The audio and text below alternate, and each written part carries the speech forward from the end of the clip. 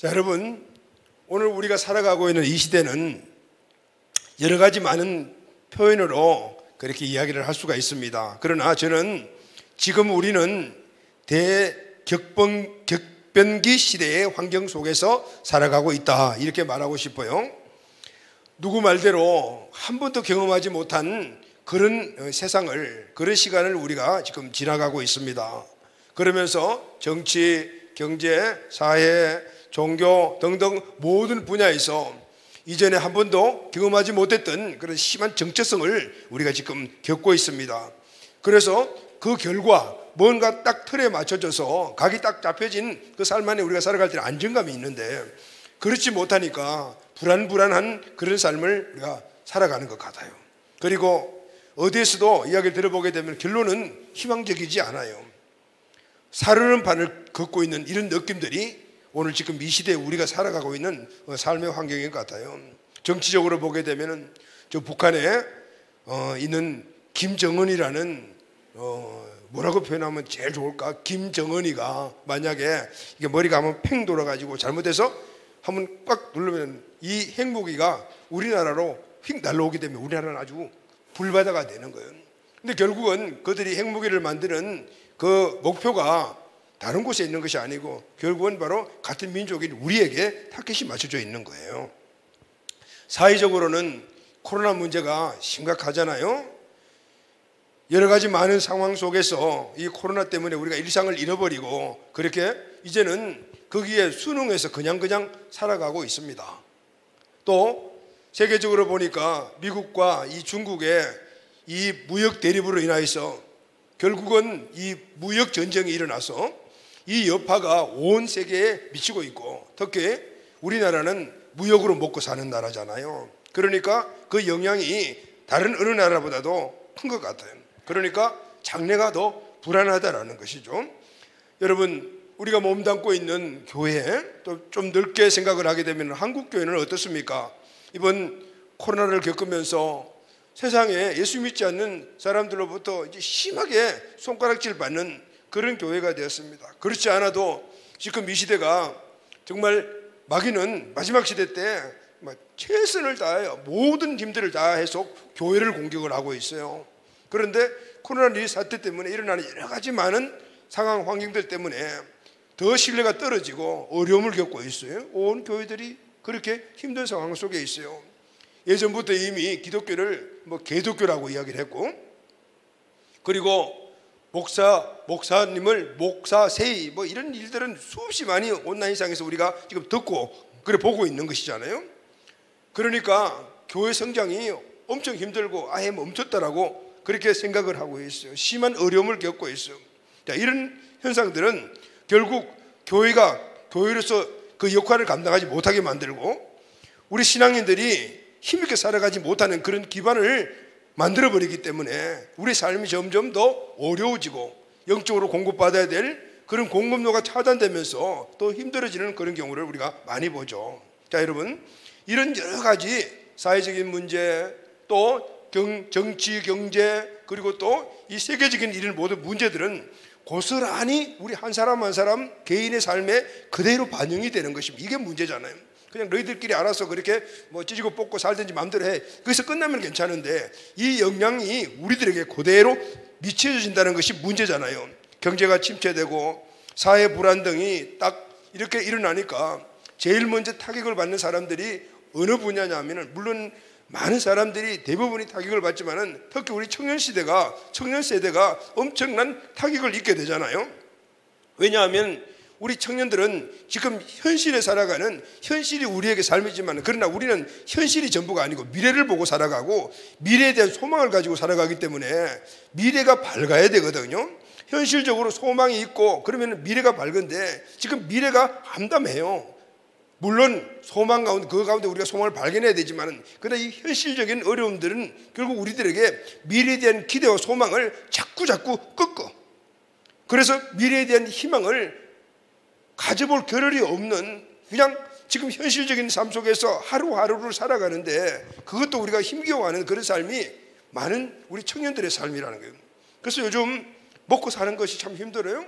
뭐 먹고 사는 게 뭘 힘드냐, 라면 먹고 살면 되지 하지만은 여러분 라면 한 달만 한번 먹어보세요. 어떻게 그냥 얼굴이 띵띵 붓고 완전히 사람 모습이 아니에요. 내가 예전에 경험을 일주일 라면을 먹고 살아보니까 이 사람이 아니더라고요.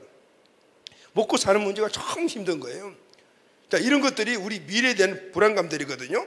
그러니까 현실을 살아가고 있는 사람들의 우리 특히 다음 세대 우리 청년들은 삶이 행복하지 못해요. 삶이 조금 미래가 밝아야 되는데, 그래서 요즘 예전부터 쭉 나왔던 그런 그 사회 신조들이 많이 있고, 특히 우리 청년 세대들을 갖다가 아주 비하라기보다는 정말 행복하게 만드는 그런 말들이 많이 나오잖아요. 여러분 삼포 세대라는 이야기 들어봤죠?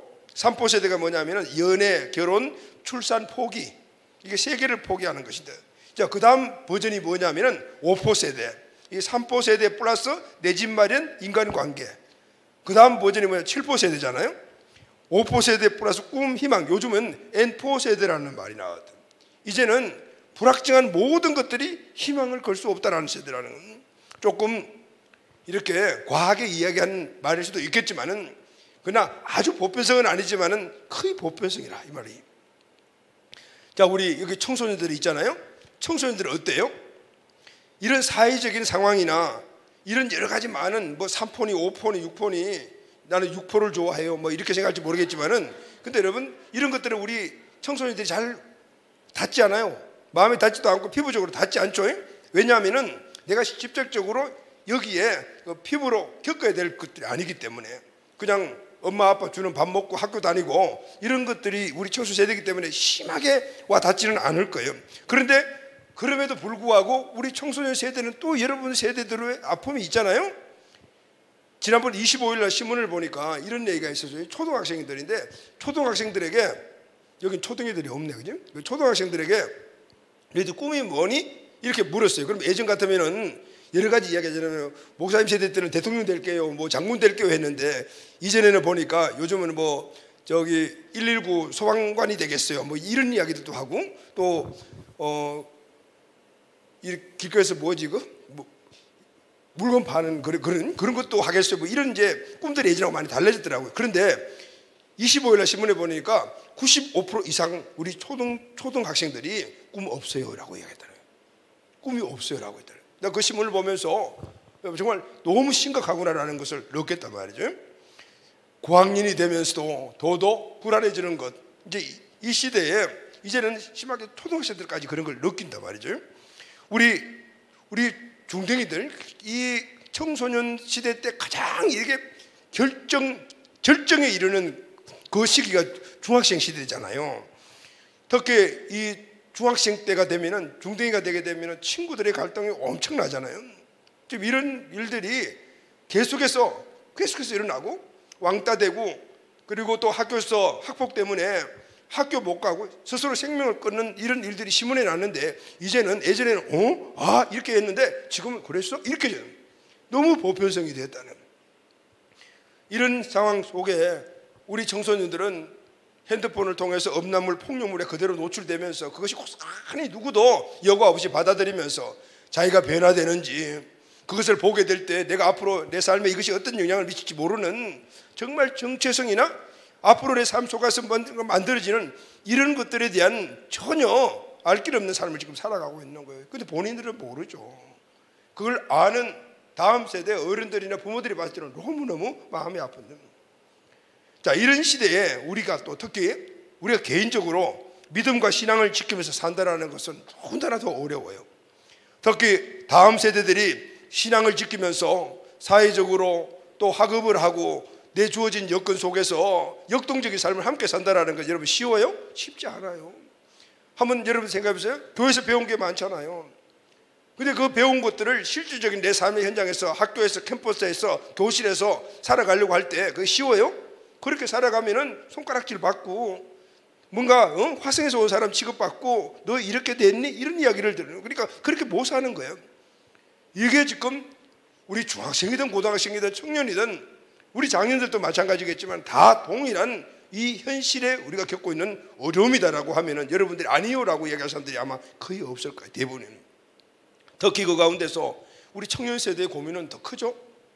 무엇이 옳은가, 어디로 가야 하나, 무엇을 해야 될까, 이것을 확실히 붙잡고 나가야 될 그런 세대들인데, 지금 교회에서 배운 것, 또 내가 나가 삶 속에서 받고 또 거기서 강조하는 것들을 우리가 함께 하면 너무 혼란이 오는 거예요. 도대체 뭐 어떻게 해야 되지? 어떻게 살아가야 되지?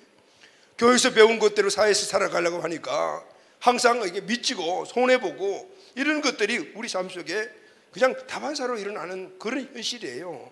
특히 진로를 찾고 취업을 하고 결혼을 해야 되는 이런 상황 속에서는 그런 것들 하나가 사회에 나가서 보장된 것이 하나도 없는 이런 삶 속에서 우리에게 오는 혼란은 장난 아니잖아요.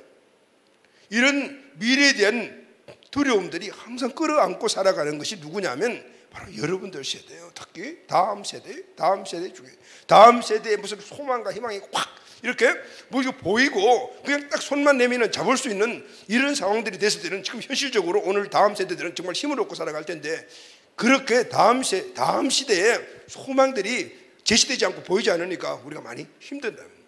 여러분, 이 일은 개인뿐만 아니라 교회도 마찬가지예요. 이런 현실들 가운데서 교회가 하나님이 세우신 그 본연의 목적을 이루어가고 역할을 감당하는 것이 쉬운 일이 아니에요. 지금 이 시대에는 하나님이 우리 교회에 주신 사명들을 이루고 하는 게 정말 될까? 정말 가능할까? 이렇게 어떻게 보면 불가능하게도 보이는 그런 시대에 우리가 살아가거든. 여러분, 우리 현대인들의 특징이 제가 늘 여러분들이 강조하죠. 뭐죠? 개인주의 성향이에요. 개인적인 성향이에요. 자기밖에 몰라. 자기 편의대로 살아가는. 그러니 자기 권리만 주장하고 내 감정만 따라가고, 아무리 열심히 혼신의 힘을 다해서 훈련시켜 놨더니 자기 감정에 딱 붙잡히고 내 마음에 안 들고 누가 나한테 무슨 싫은 소리 한번 했다고 그러는데 주일 예배 안 나오는 거예요. 교회 떠나겠다라고 이야기를 합니다. 이런 것들이 어디서 나오냐면은 지금 온 세상에 늘려져 있는 이 개인주의에 철저하게 그게 몸담고 그것이 생활화 되어버리고 자기 정체성이 되어버린 그런 사람들이 교회에 오니까 교회에서도 똑같이 자기 편의대로 살아요. 쉽게 이야기하면은 신앙생활을 편의대로 하려고 그래요. 편의대로. 자기 마음대로. 마음에 드는 것만 찾아서 하고 내 마음에 내게 손해가 조금만 나는 것 같으면 안 하겠다는, 이게 지금 오늘 이 시대의 교회의 모습들인 거예요. 이렇게 개인주의, 편의주의 이런 사람들이 교회 멤버가 되니까 교회는 항상 뭐예요? 나눠주고 베풀고 퍼주고, 이게 우리 교회가 해야 될 일이고 성도들이 해야 될 일이잖아요. 근데 그걸 못하는 거예요. 그러니까 교회의 역동성도 떨어지고 그리고 교회가 교회 구실을 못하게 되는 것이죠. 전도도 하지도 않을 뿐더러 하려고 생각도 않고 전도 안 되는 이런 시대. 지금 교회의 또 하나의 딜레마예요. 이런 문제를 계속해서 겪다 보면은 결국은 나중에 결과가 어디까지 갔냐면은 하나님을 의심하게 되는 향까지 가게 되는 거예요. 정말 하나님 살아계신가? 지금도 역사하고 계신가? 성경은 분명히 말씀하시는데 맞나? 왜냐하면 수십 많은 불명확한 것들이 계속해서 우리를 억압하니까 의심이 자꾸 일어나게 돼요. 회의가 밀려오고 어떻게 해결해 나갈까? 자, 여러분, 어떻게 보면은 제가 좀 여러분들에게 오버해서 이야기한 것이 도 있지만은, 그러나 100% 오버는 아니라 이게 우리 현실들이거든요. 자, 그럼 여러분, 오늘 이 시대에, 이런 시대에 우리가 지금 몸을 담고 있는데 그럼 어떻게 하죠? 이 시대가 주는 억압에 우리가 눌려서 그냥 물 흐르는데 따라가듯이 그냥 살아가야 되나? 오늘 세상은 그것을 요구하고 있는데 우리는 이미 내가 해야 될 일이 무언가를 알고 있잖아요. 이 시대 그 일을 감당하여 나가는데 어떻게 하면 이 문제들을 해결해 나갈 것인가 우리가 생각해 봐야 돼요. 자, 여러분, 오늘 우리가 에스겔서 1장 1절에서 3절까지 짤막하게 말씀을 읽었어요. 그런데 여기 나오는 에스겔이라는 사람이 이 머물고 있던 이 시대는요, 정치적으로 사회적으로 그리고 또 모든 환경이 지금 우리가 살고 있는 이 시대보다도 더 암울하고 신앙적으로 어려움을 겪고 있는 시대예요. 우리보다도 더 어려운 그런 환경에 에스겔이 있을 때 그 시대가 그랬다라는 거죠. 에스겔이라는 사람은 어떤 사람이냐 하면은, 에스겔은 지금 이 말씀에 나온 이 시기에는 청년이에요. 에스겔이라는 이 청년은 바벨론으로 포로로 끌려온 친구예요. 이스라엘이 망하고 바벨론으로 포로로 끌려올 때 포로로 끌려와서 지금 오늘 이 우리가 읽었던 본문의 말씀을 보게 되면은 바벨론에 여러 큰 강들이 있는데 그 강 가운데 한 강인 그발강이라는 곳에 하나님을 만나는 그 역사들이 오늘 우리에게 있는 본문 말씀의 기록입니다.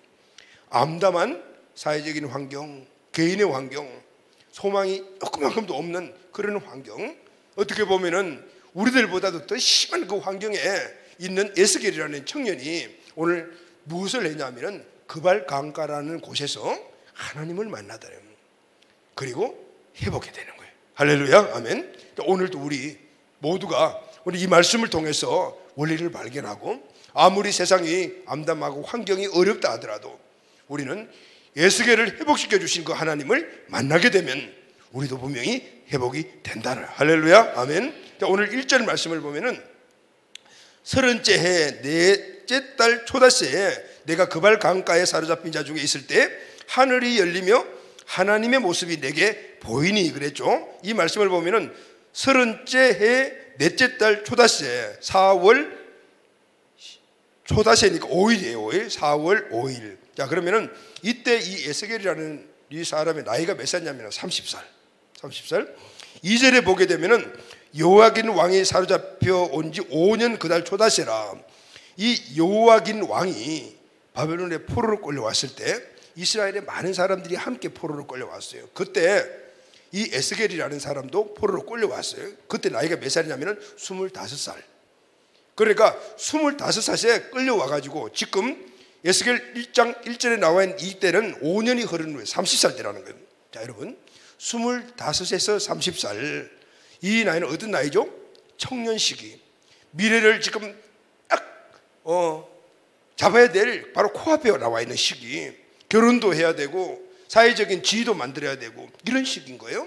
그런데 25살부터 30살까지의 이 에스겔의 환경은 어떤 환경이에요? 포로로 끌려와서 포로로 5년 동안 살았다 그 말이에요.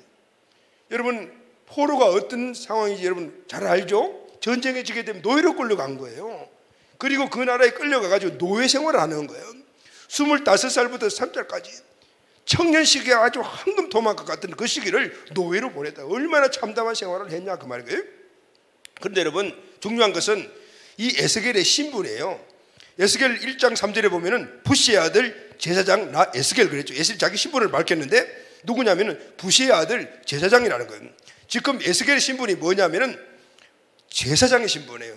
이스라엘에서 제사를 지는 제사장, 어디 종교적으로 엄청 이렇게 고위, 그러니까 높은 레벨에 있는 신분이었어요. 성경 민수기 8장을 보게 되면은 제사장은 25살 때 이 제사장 그룹들은 아무나 하는 것이 아니잖아요. 레위 지파의 고아 자손들에서만 그 제사장을 하잖아요. 그러니까 이 고아 자손들은 모두가 다 세습해서 제사장이 되는 거예요. 그런데 25살이 되게 되면은 그때 성전에 가서 견섭 제사장을 해요. 5년 동안. 그리고 난 다음 30살이 되게 되면은 정식으로 제사장을 직분을 감당하게 되는 거예요. 그러면은 보십시오, 여러분. 지금 에스겔은 평상시 같으면은 자기에게 주어진 고귀한 그 신분인 제사장의 신분을 25살부터 시작해서 견습을 하고 30살에는 그 제사장의 신분을 감당하는 그런 정말 최선의 삶을 살 수 있고 행복한 삶을 살 수가 있고 역동적인 삶을 살 수 있는 그런 신분을 갖고 그 신분을 가지고 살아가는 그 시기에 포로로 끌려와서 바벨론에서 노예 생활과 같은 하는 이런 신분이 되었다. 25살에 시작하여 30살까지 5년 동안 황금 도막을 그렇게 소망 없이 살아가는 그런 포로의 삶을 살았다는 것이죠. 아무것도 할 수 없고 이 참담한 현실, 그 현실을 가지고 에스겔은 어떻게 했어요? 많은 사람들이 이런 현실이 있으면 자학하고 내 인생의 모든 소망은 끝났구나, 이제 끝. 그리고 스스로 인생을 포기한다든가 뭐 이런 경우 이럴 수가 있겠죠. 그러나 에스겔은 달랐어요. 어떻게 했죠? 그발 강가에 가든 그발 강가에 섰다라고요. 자, 그럼 여러분 그발 강은 뭘 하는 곳일까요? 시편 137편을 보게 되면은 당시 유다 백성들이 바벨론으로 포로로 끌려가잖아요. 그러면은 그 포로 생활이 얼마나 힘들고 고통스러웠을까요? 그러니까 사무치는 정말 원한에 사무치는 그런 삶을. 그런데 여러분 이스라엘 백성들이 포로로 끌려간 이유가 있어요. 그것은 하나님의 말씀을 따라 살지 않고 우상을 숭배했기 때문에, 그것도 한 번이 아니고 수십 년, 수백 년 동안 끊임없이 계속해서 하나님의 경고를 무시한 결과 어쩔 수 없이 하나님이 징계처직을 드신 거예요. 그런데 여러분, 이스라엘 백성들이 다 우상을 숭배했을까요? 모든 사람들이 다 하나님을 배신하고 살고? 아니에요. 그렇지 않은 사람도 있었다 그 말이에요. 그럼에도 불구하고 이스라엘 전체에 내린 하나님의 그 징계는 누구 하나 예외가 없다는 거예요. 자, 여러분 오늘 보십시오. 우리가 코로나라는 이 문제, 우리가 죄를 지어서, 아니면 우리가 잘못해서 코로나라는 문제가 우리에게 왔나요? 아니잖아요. 어떤 원인인지는 우리는 모르지만은, 그러나 누구도 한 사람도 빠짐없이 코로나 문제가 우리에게 당해 있는 거예요. 자, 이런 것들이 우리 현실에 올 수가 있고 애매하게 우리가 그런 고난을 받을 수가 있다 그 말이에요. 바로 에스겔도 또 포로로 끌려갔던 많은 사람들이 그런 환경에 처했을 것이에요. 그러니 정말 신앙생활을 주님을 향한 그 일들을 잘했던 그런 사람들이 애매하게 가서 하나님도 섬기지 못하고 노예 생활을 하고 예배도 못 드리고 그랬으니까 얼마나 마음이 아팠을까요? 이런 사람들이 그 아픈 마음을 가지고 바벨론에 있는, 바벨론 큰 나라에 있는 곳곳에 흩어져 사니까 곳곳에 있는 강들이 있었어요. 그 강들에 모여서 하루 종일 노예 생활하고 고역을 하고, 그러면은 그들이 좀 씻고 닦고 해야 될 거 아니에요. 그러니까 강가로 모였던 것 같아요. 그러니까 강가가 자연스럽게 하나님을 찾고 함께 모여 위로하고 이런 곳이 되었던 것 같아요. 그래서 여러분, 시편 137편 1절에서 9절 말씀을 보게 되면은 이 바벨론에 포로로 끌려갔던 사람들이 강가에 모여서 그들이 했던 한탄의 시가 137편이에요. 여러분, 이 137편의 시는 여러분들이 잘 모를지 몰라요. 독일의 이 혼성 그룹인 보니엠이라는 이 혼성 그룹이 부른 리브 오브 바벨론이라는 노래 있죠. 지난번에 한번 여러분들 보여준 것 같은데 그 노래의 근거가 되는. 자, 우리 한번 시편 137편 1절에서 9절, 이 극심한 노예 생활을 하고 있던 이스라엘 백성들이 하나님께 드린 한탄, 이걸 복수의 기도라는 일명이 붙는 그런 시예요. 자, 우리 같이 한번 읽어보도록 할게요. 시편 137편 1절에서 9절 말씀 시작. 우리가 바벨론의 여러 강변 거기에 앉아서 시온을 기억하며 울었도다. 그 중에 버드나무에 우리가 우리의 수금을 걸었나니 이는 우리를 사로잡은 자가 거기서 우리에게 노래를 청하며 우리를 황폐하게 한 자가 기쁨을 청하고 자기들을 위하여 시온의 노중 하나를 노래를 합니다. 여기까지요. 자, 보면은 우리가 누구죠? 이스라엘 포로로 끌려간 자들이 바벨론에 있는 여러 강가에 앉아서 시온을 기억하며 울었더라. 시온이 어디죠, 여러분? 예루살렘. 근데 예루살렘, 시온은 예루살렘만 이야기하는 것이 아니고 성전, 그러니까 성전은 결국은 하나님이시잖아요. 하나님을 기억하며 울었더라. 그 중에 버드나무에, 그 옆에 버드나무들이 있는데 우리가 수금을 걸었더라. 수금을 걸어 놓는데 우리를 잡아간 자들이, 그러니까 바벨론에 이 사람들이 우리에게 노래를 청해. 너희들 노래 좀 해라.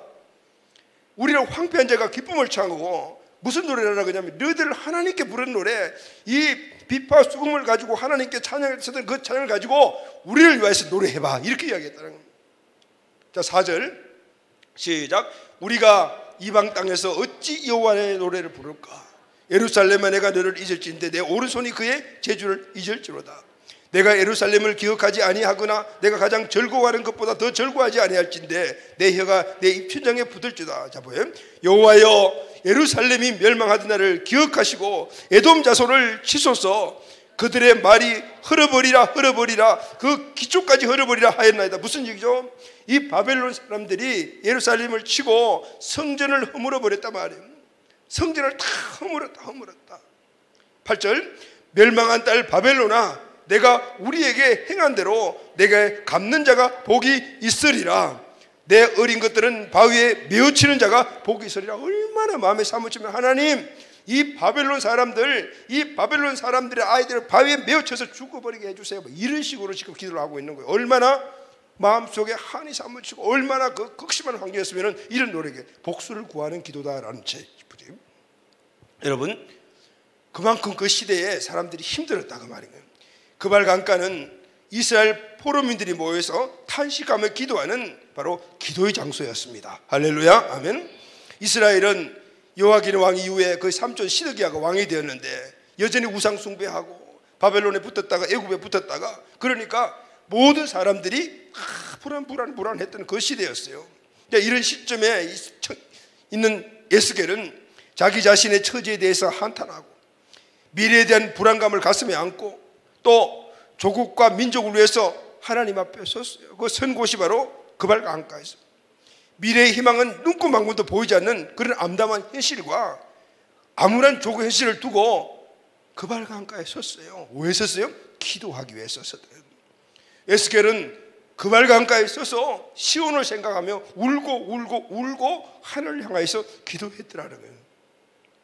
이런 청년 에스겔에게 하나님이 하늘문을 여시고 하나님의 환상을 보여주시고 끝난 것이 아니고 사명과 비전을 주시고 그리고 또 거기서 끝난 것이 아니고 그 사명과 비전을 주시는 능력을 주셨다는 할렐루야. 아멘. 여러분, 에스겔이라는 이름의 뜻이 뭐냐면 하나님이 강하게 하신다라는 거. 아멘.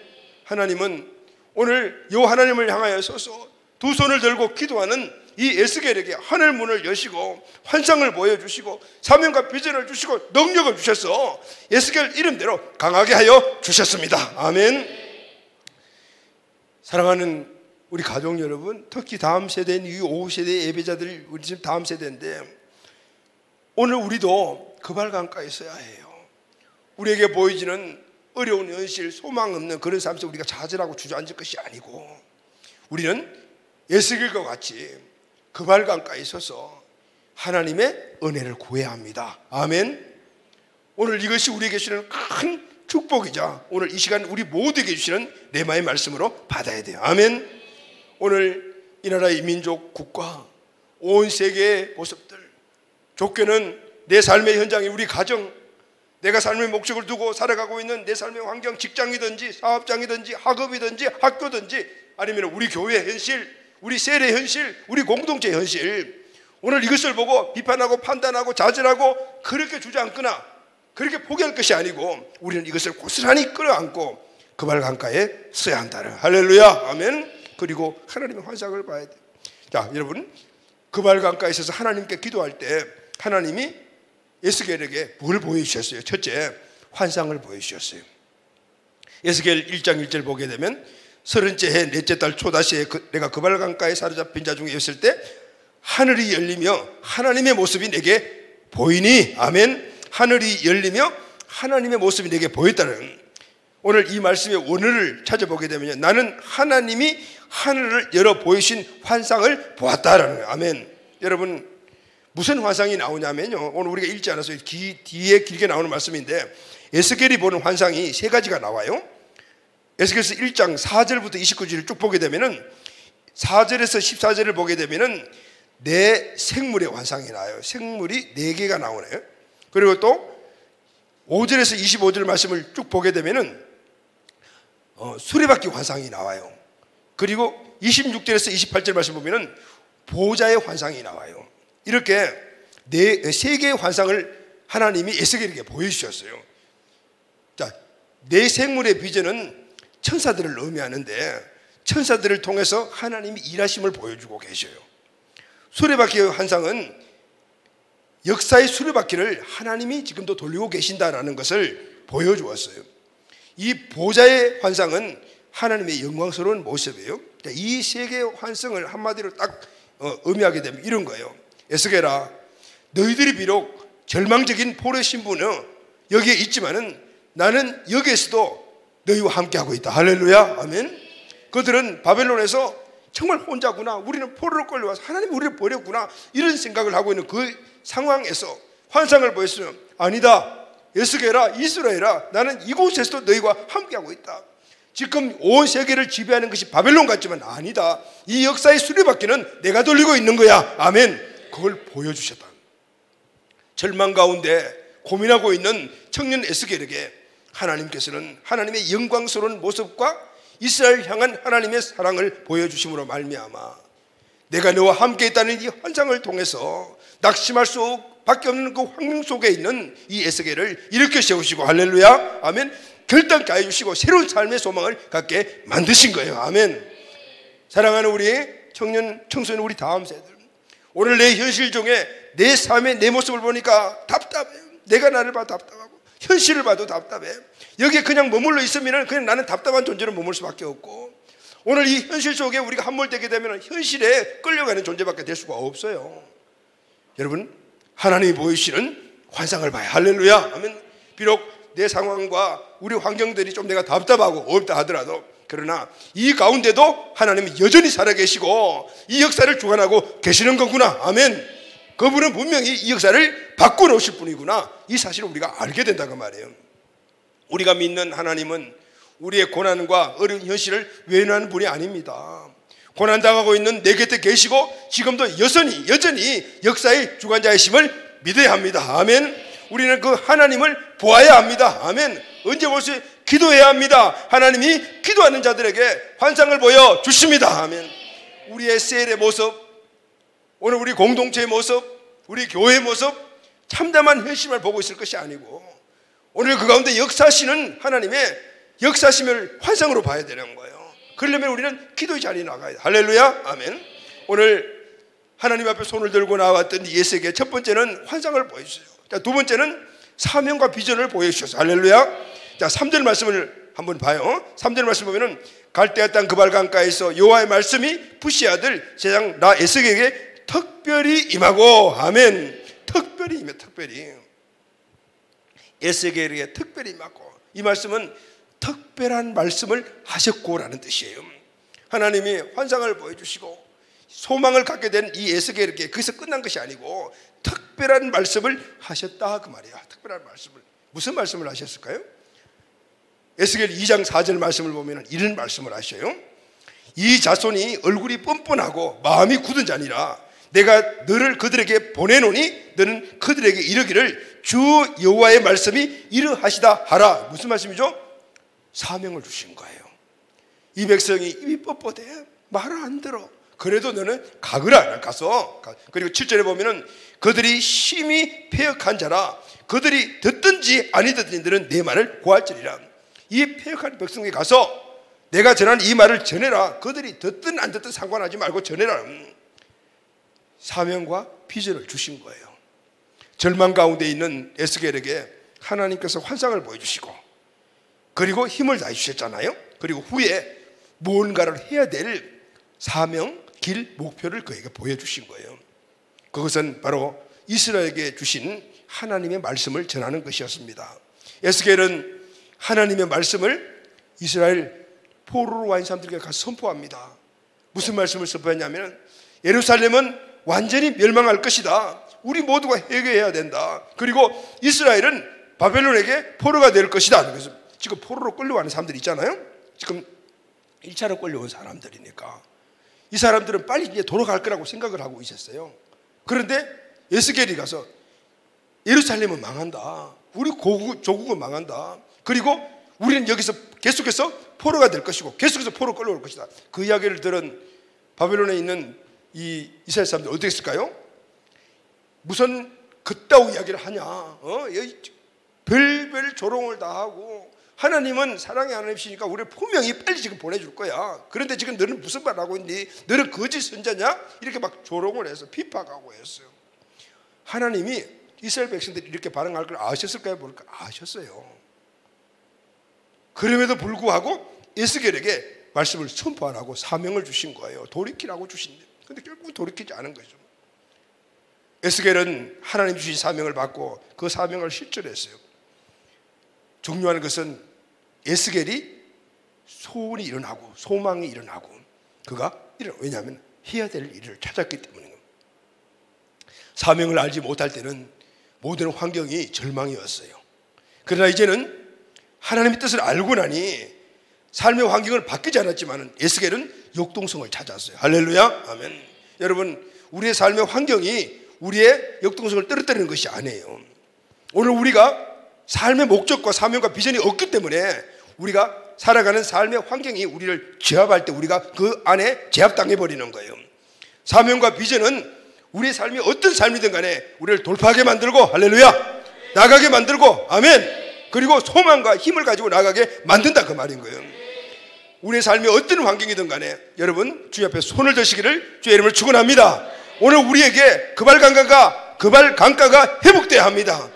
그렇지 않으면 하나님이 우리에게 주신 사명을 발견할 수가 없는 거예요. 환상을 볼 수가 없다고 말이죠. 우리의 모든 삶에서 그 자리가 우리 주저앉는 자리가 아니라 그발강가가 되어 하나님이 우리에게 보시는 환상, 하나님이 우리에게 주시는 사명과 비전을 발견하는 그발강가가 우리에게 회복되기를 주의 이름으로 축원합니다. 아멘. 세 번째는요, 하나님께서 권능을 주셨어요.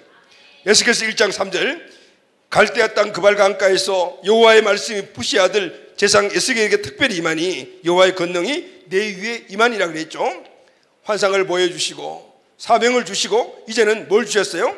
권능을 주시느니라 그랬어요. 그런데 이 권능을 주시느니라 이 말씀의 이 원어 분석을 보면은 거기에서 주님의 권능이 나를 사로잡았다 이런 뜻이에요.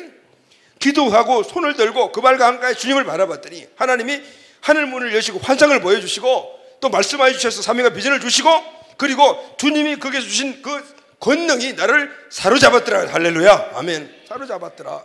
여러분, 이 권능이라는 말에 오늘 이 본문의 히브리어는 야드라는 단어를 사용했는데 이 야드라는 단어가 영어 성경에는 the hand예요. 손. 권능은 하나님의 손을 의미하는데 여러분, 이 손은 두 가지 의미예요. 하나는 능력, 하나는 인도하심이에요. 할렐루야. 아멘. 여러분, 하나님께 권능을 받으면은 오늘 이 권능이 하나님께로 받은 사명을 어떻게 해요? 힘으로 끌고 가신다. 할렐루야. 아멘. 하나님이 주신 사명은요, 우리 인간이 힘으로 갈 수 있는 것이 아니에요. 하나님이 주신 사명은 하나님의 힘으로 해야 되는 거예요. 오늘 우리가 내 사명, 내가 갖고 있는 이 목표를 내 힘으로 하려고 하니까 어때요? 가다가 주저앉게 되고 힘드니까 포기하게 되고 그런 모습들이 우리의 모습이에요. 이건 일반적인 모습이야.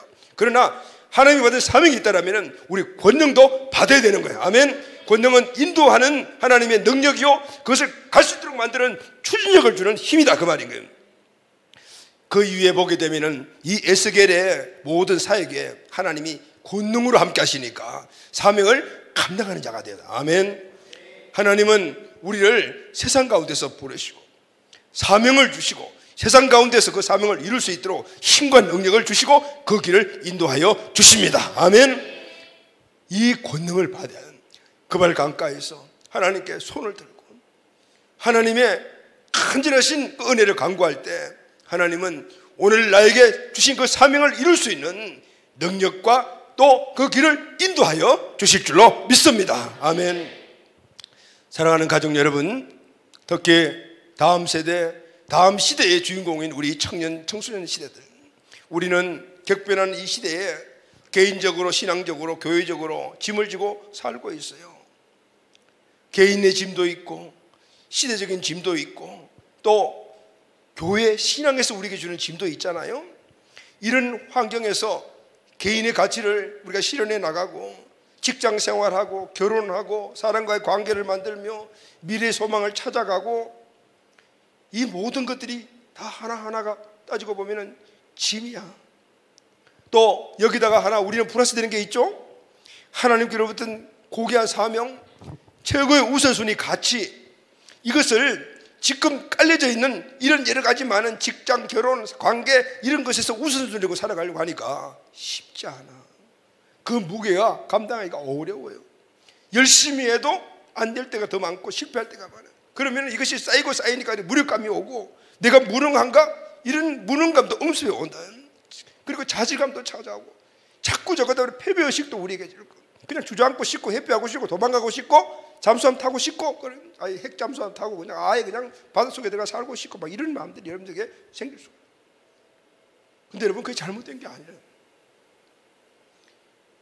두고 우리 셀을 보니 번식은 정말 아득하고 매일 말씀 꾸러기 셀 가족들만 일어나고 우리 현실, 우리 공동체를 보니 자꾸 퇴보해 나가고 교회를 보니 사람 숫자가 불어나는 것이 아니고 자꾸 여기저기 문제만 뻥뻥뻥 터지고 자, 이런 현실들이 오늘 우리는 어떻게 받아야 되느냐. 이 격변한 시대에 우리는 이 일들을 어떻게 받아야 되느냐. 정말 여러분 어떤 경우에는 잠수함 타고 그냥 물속에 쑥 들어가고 싶죠. 죽기는 쉽잖아요. 그러니까 잠수함 타고 들어가야지 안 죽으니까. 그러니까 잠수함 타고 들어가가지고 한 달쯤 있다가 나오고 싶은 그런 마음도 여러분 이해가 되는 것이죠. 그러나 여러분 오늘 우리는 알아야 돼요. 잠수함 타고 들어갔다가 한 달 후에 올라와도 현실은 똑같아. 그러면 어떻게 해야 될까요? 내가 바뀌어줘야 돼요. 이 현실을 이길 수 있는 능력이 우리에게 있어야 돼. 아멘.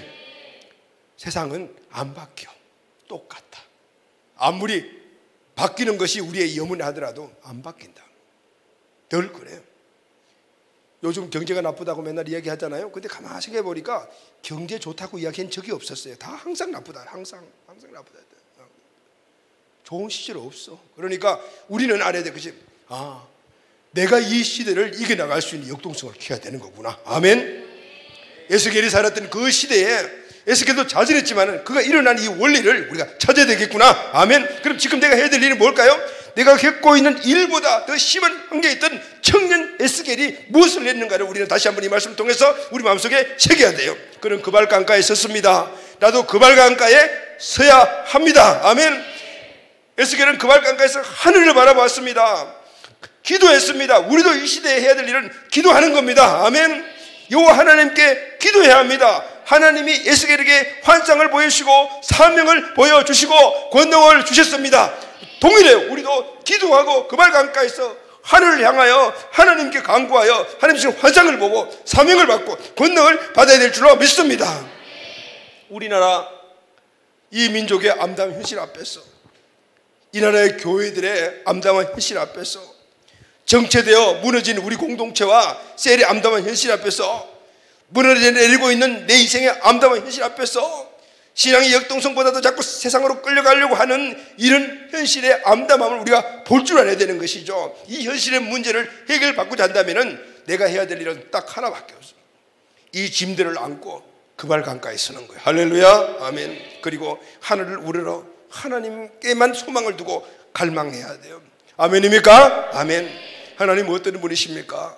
지금도 살아계시고 나와 우리 가정, 우리 교회, 이 나라 이민족을 역사의 수레바퀴로 굴려가시는 역사의 주관자십니다. 아멘. 그분을 만나야만이 모든 문제가 해결된다 그 말인 거예요. 이 영광의 주를 우리는 만나야 돼. 그래서 우리는 그분을 찾아가야 돼. 그발 강가에 서야 한단 말이에요. 그분이 보여주시는 환상을 보여야 하고 사명을 받아야 하고 권능을 받아야 되는 거예요. 이때부터 우리 개인의 방황이 멈춰지고 절망에서 일어나게 되고 주님의 권능의 손으로 승리하게 됩니다. 아멘.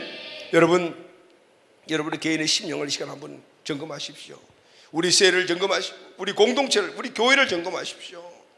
우리 가정을 점검하고 내 삶의 환경을 점검해 보십시오. 지금 어떤 상황 속에 있냐? 그 가운데서 주의 환상을 보고 우리 역동적인 삶을 살아가고 있는가? 사명과 비전이 있는가? 권능으로 이겨나가고 있는가? 우리 점검을 해봐요. 그렇지 않다면 이 무너진 것들을 다시 세워야 돼요. 여러분, 우리의 기도가 회복돼야 됩니다. 할렐루야. 아멘. 우리의 셀의 기도가 회복돼야 되고 우리 공동체 기도가 회복돼야 되고 개인의 기도가 회복돼야 되는 거예요. 우리 가정의 기도가 회복돼야 되고 내 직장을 위한 기도가 회복돼야 되고 내 삶의 비전과 꿈을 향한 기도가 회복돼야 되는 거예요. 내가 아무리 열심히 노력하는 게 중요한 게 아니고 내가 아무리 열심히 노력했다 하더라도 바벨론의 그 환경을 우리가 이겨나갈 수가 없는 거예요. 주님의 능력을 받아야 돼요. 그 능력을 받고 회복되는 것은 그발 강가에 서는 거예요. 기도해야 되는. 사랑하는 여러분, 우리가 모두가 이 소망이 있기를 바라고요. 이 갈망이 임하기를 바랍니다. 이제 우리 교회가, 우리 셀이, 우리 공동체가, 우리 가정이, 내 삶이 오늘 역동성을 가지고 일어나려면 기도하는 길밖에 없어요. 이 기도가 꼭 회복돼야 돼. 할렐루야. 그럴 때 하나님의 은혜와 능력이 우리 가운데, 우리 삶 가운데 그것이 받고 풀어지게 될 때 우리 삶은 바뀌어지게 돼요. 에스겔이 오늘 하나님으로부터 사명을 받고 권능을 받았지만은 그러나 그 환경을 바뀌었죠. 여전히 그들은 70년 동안 바벨론에서 포로 생활을 해야 돼요. 그러나 에스겔과 다른 사람들의 차이점이 있었어요. 다른 사람들은 그 포로기에 노예같이 사는 삶 때문에 좌절하고 실망하고 그 바벨론의 문화와 환경에 적응되어 동화되어 버렸지만은 에스겔은 달랐어요. 그 가운데서도 하나님의 말씀을 선포하고 하나님 뜻대로 살아야 된다고 말했고 많은 사람들에게 여호와 하나님께 돌아오는 그런 삶을 살아가는 자신의 삶이 역동성으로 바뀌는 은혜가 그때 있었다는 이것이 우리에게 주신 축복인 거예요. 오늘 이 시대는 변하지 않아. 우리가 변하여 이 시대를 영유하여 살아가는 하나님의 자녀가 되어야 됩니다. 할렐루야. 아멘. 이 회복이 바로 그발 강가가 되고 우리의 모든 삶의 현장에서 기도의 회복의 장소가 되기를 예수님의 이름으로 축원합니다.